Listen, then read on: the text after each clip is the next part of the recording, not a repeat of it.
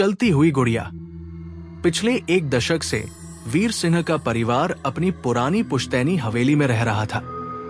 ये हवेली एक छोटे से गांव के किनारे घने जंगलों के पास स्थित थी।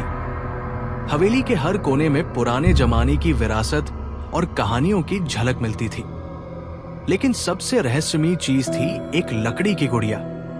ये गुड़िया वीर सिंह को उनके दादा की वसीयत के साथ मिली थी। दादाजी ने वसीयत में लिखा था, ये गुड़िया हमारे परिवार का गहरा रहस्य है, इसे संभाल कर रखना, लेकिन ध्यान रखना ये हमेशा अपने स्थान पर रहनी चाहिए। शुरुआत। वीर सिंह की 10 साल की बेटी अनुष्का को ये गुड़िया बहुत पसंद आई। वो उसे अपने कमरे में ले गई और अपने खिलौनों के साथ खेलने लगी। गुड़िया की आंखें चमकदार काले मोतियों जैसी थी और उसके होठों पर एक अजीब मुस्कान थी। उस रात अनुष्का ने गुड़िया को अपने बेड साइड टेबल पर रखा और सोने चली गई। अगली सुबह गुड़िया अनुष्का के कमरे में नहीं, बल्कि घर के मुख्य हॉल में सोफे पर बैठी मिली। ये कैसे हो सकता है? अनुष्का ने हैरानी से पूछा। वीर और उसकी पत्नी सुजाता ने सोचा कि शायद अनुष्का रात में सोते समय उसे बाहर ले गई होगी, लेकिन ऐसा हर रात होने लगा।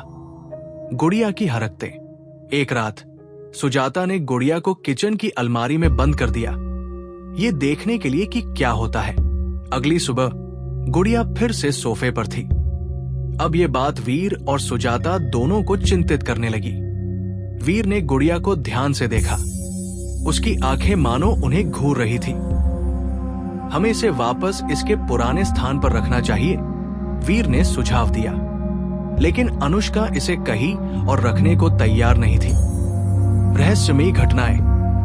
कुछ दिनों बाद घर में अजीब घटनाएं होने लगी। रात को कदमों की आवाज सुनाई देती थी। चीजें अपने आप इधर उधर हो जाती थी। हवेली में ठंडी हवाएं चलने लगी, जबकि बाहर का मौसम सामान्य था।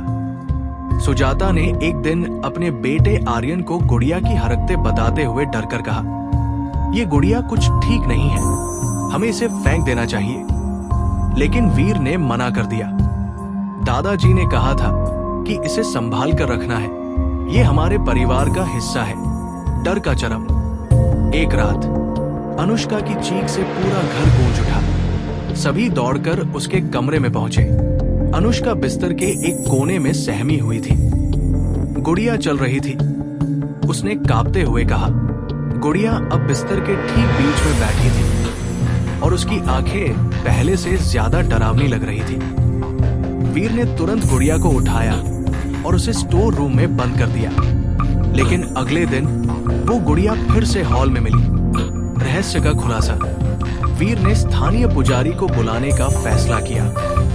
पुजारी ने हवेली का मुआयना किया और कहा, ये गुड़िया साधारण नहीं है, इसमें किसी आत्मा का वास है। उन्होंने वीर को बताया कि ये आत्मा शायद उनके पूर्वजों से जुड़ी है। लेकिन ये आत्मा अशांत क्यों है? वीर ने पूछा। पुजारी ने कहा, शायद इसे किसी अधूरे काम का बोझ है। इसे शांति देने के लिए हमें प्रार्थना करनी होगी। चरमोत्कर्ष। उस रात परिवार ने पुजारी के साथ मिलकर प्रार्थना शुरू की। जैसे ही प्रार्थना शुरू हुई, हवेली में अजीब घटनाएं होने लगी। खिड़कियां जोर से बजने लगी और गुड़िया हवा में तैरने लगी। अनुष्का ने रोते हुए कहा, गुड़िया को कुछ चाहिए। पुजारी ने ध्यान लगाया और कहा, ये आत्मा अपने पुराने स्थान पर वापस जाना चाहती है, इसे वही रखना होगा। वीर ने गुड़िया को उस पुराने कमरे में वापस रखा जहां से उसे लाया गया था। जैसे ही गुड़िया को वहां रखा गया, हवेली में सब कुछ शांत हो गया। चमत्कारी अंत। अगले दिन वीर को गुड़िया के पास एक पुरानी डायरी मिली।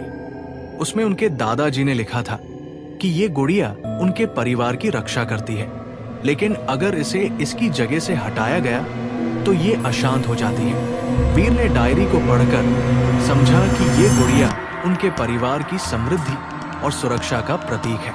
उसने फैसला किया कि अब से ये गुड़िया हमेशा अपनी जगह पर रहेगी।